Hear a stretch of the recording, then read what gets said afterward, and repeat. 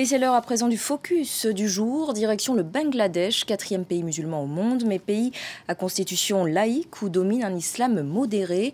Depuis 2 ans, le pays est l'une des cibles privilégiées de l'organisation de l'État islamique. Les assassinats s'y multiplient contre des blogueurs, des éditeurs, des membres de minorités ethniques. La capitale, Dhaka, a même été touchée le 1er juillet par un attentat. 21 personnes avaient été tuées, dont 17 étrangers.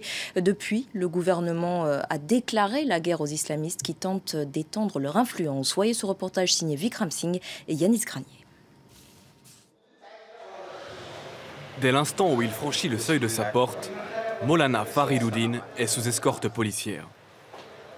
Cet imam modéré est devenu la cible privilégiée des fondamentalistes du Bangladesh, notamment de ceux affiliés à l'État islamique. Si vous regardez la dernière vidéo du groupe État islamique sur le Bangladesh, vous verrez qu'après notre Premier ministre Sheikh Hasina et sa prédécesseur Khaleda Zia, eh bien je suis le numéro 3 sur leur liste.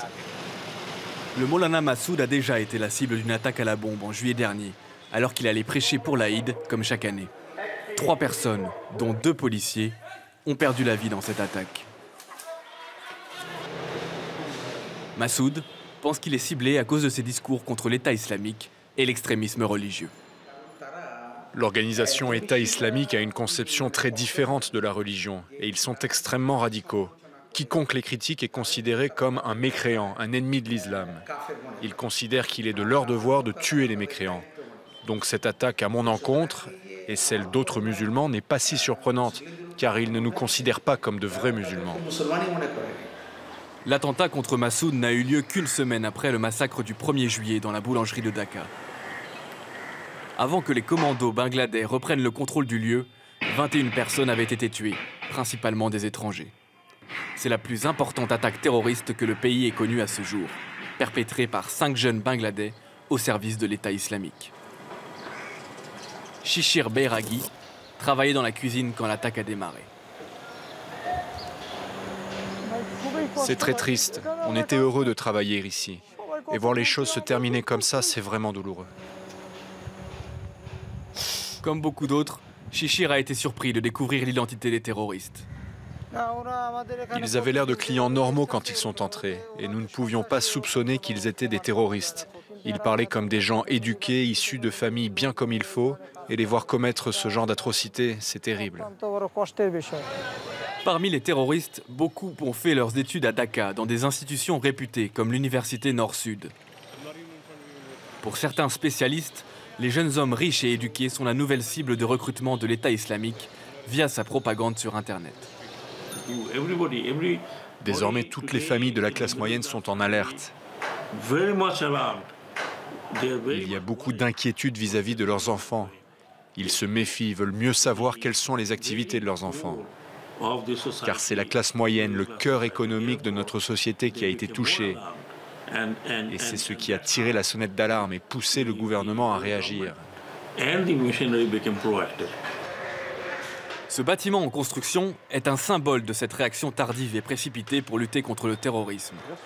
Il abritera une nouvelle unité de police spécialement dédiée au contre-terrorisme. Depuis l'attentat de la boulangerie, nous sommes sur le pied de guerre. Nous allons avoir un nouveau bâtiment, de nouveaux bureaux et des équipements importants mis à disposition par le gouvernement. Ça va nous permettre d'intensifier nos activités et ce sera un tournant dans la lutte contre le terrorisme. Bien que Daesh ait revendiqué de nombreux attentats de taille ces 2 dernières années, le gouvernement continue de nier la présence de l'organisation au Bangladesh.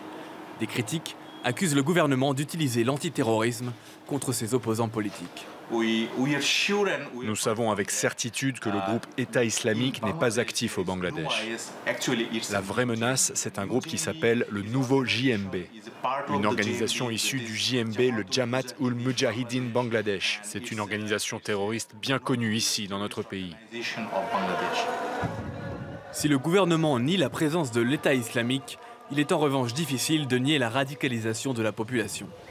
Une enquête de 2014 du think tank américain Pew Global estime que 47% des Bangladais sont favorables aux attentats suicides commis au nom de l'islam.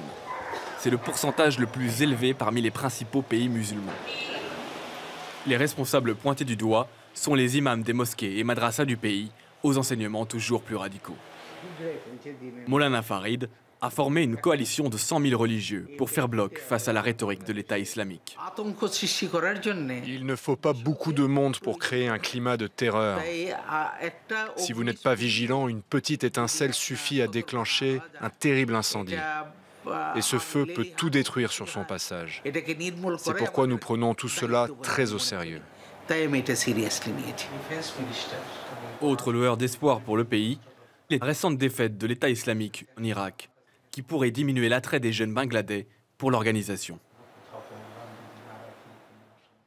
Et on reparle de tout ça avec notre invité Jean-Michel Lacombe, enseignant à Sciences Po Paris et ancien ambassadeur au Bangladesh. Bonjour Jean-Michel Lacombe, merci beaucoup d'être avec nous sur France 24. Alors on l'a vu dans ce reportage, les islamistes font, semble-t-il, une véritable percée au Bangladesh. Quel est leur objectif dans le pays ?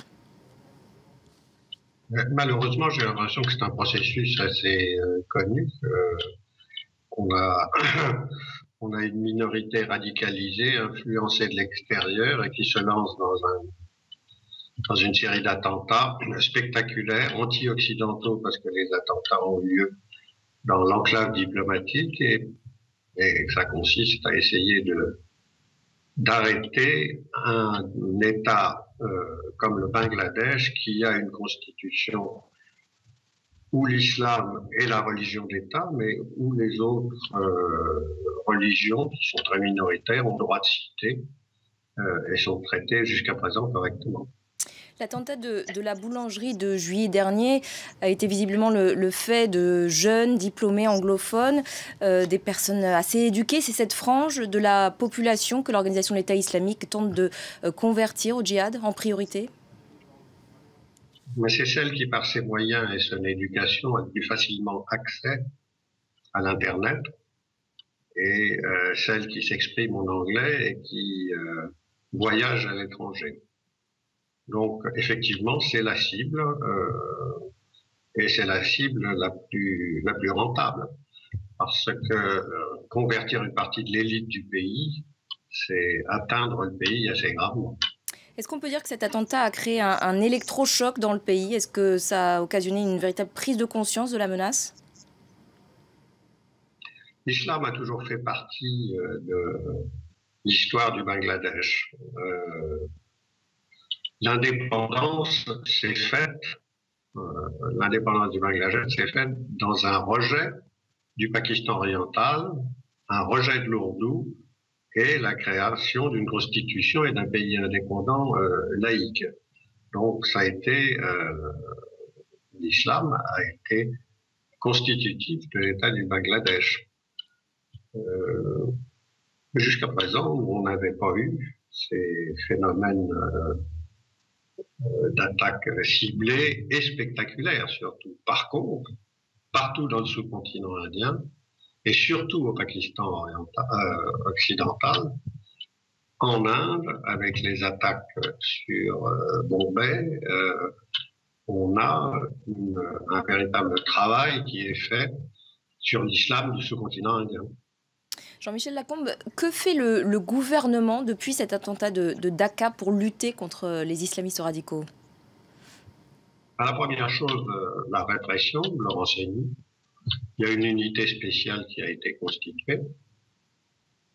Et puis, pour le moment, le gouvernement de Sheikh Hasina s'efforce de maintenir la place privilégiée de l'islam, certes, mais en continuant à accorder aux minorités une place privilégiée. Je ne sais pas si ce sera toujours le cas. Ce que je crains, c'est une escalade vers l'islam entre les deux forces politiques principales classiques du Bangladesh, les deux dames qui l'incarnent, Sheikh Hasina et Khaleda Zia.